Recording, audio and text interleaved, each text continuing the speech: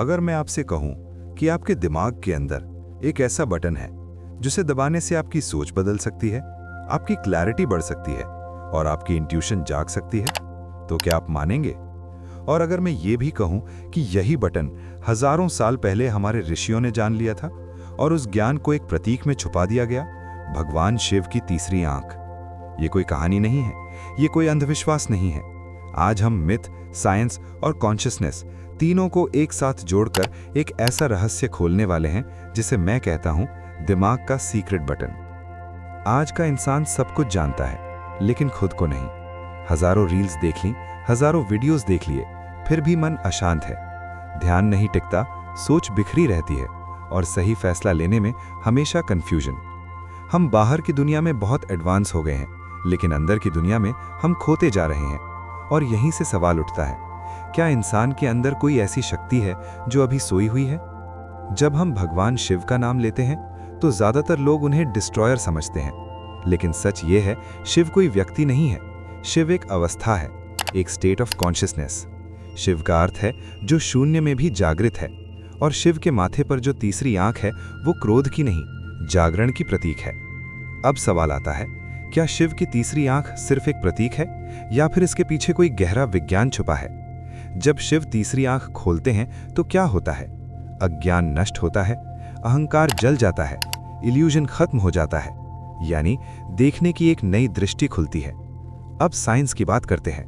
हमारे दिमाग के बीचों बीच एक छोटा सा ग्लैंड होता है, पीनियल ग्लैंड। मॉडर्न बायोलॉजी कहती है ये स्लीप साइकिल रेगुलेट करता है, हार्मोन्स रिलीज करता है, सर्केडियन रिदम संभालता है। लेकिन एंशिएंट टेक्स्ट्स कुछ और कहते हैं। हजारों साल पहले जब माइक्रोस्कोप नहीं था, जब एमआरआई नहीं थी, तब भी हमारे ऋषि कहते थे, भ्रू मध्य में स्थित है ज्ञान का द्वार। यही स्थान है जहां योग में ध्यान लगाया जाता है। यही स्थान है जहां शिव की तीसरी आंख दिखाई जाती है। कोइंसिडेंस या फिर एंशिएंट साइंस? शिव के शरीर को ध्यान से देखिए। जटा एनर्जी फ्लो, चंद्रमा mind control, Ganga consciousness stream, तीसरी आंख इनर विजन। शिव का हर सिंबल एक साइंटिफिक मेटाफर है। तीसरी आंख का मतलब है बाहरी आंखें बंद, भीतरी दृष्टि चालू। अब आते हैं उस लाइन पर जो आपको खींच कर लाई है, 10 मिनट में। ये कोई जादू नहीं है, ये कोई चमत्कार नहीं है, ये है अवेयरनेस शिफ्ट। जब आप रोज सिर्फ 10 मिनट अपने ध्यान को भ्रूमध्य पर स्थिर करते हैं तो धीरे धीरे सोच धीमी होती है, मन शांत होता है, क्लैरिटी बढ़ती है, और यही वो अवस्था है जिसे शिव अवस्था कहा गया।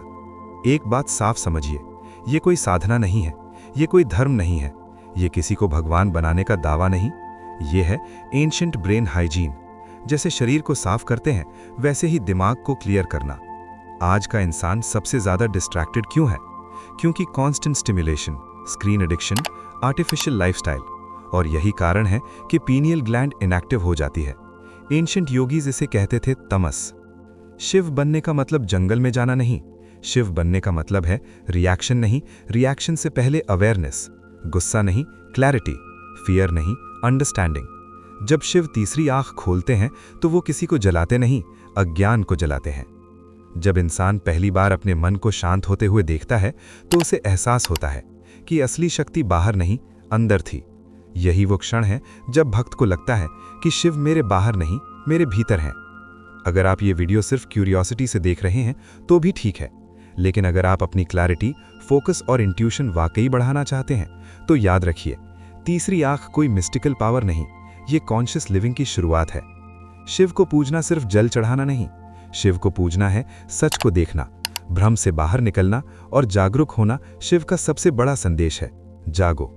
तो अगली बार जब आप शिव की तीसरी आंख देखें तो डरिए मत, समझिए वो आपको जलाने नहीं जगाने आई है।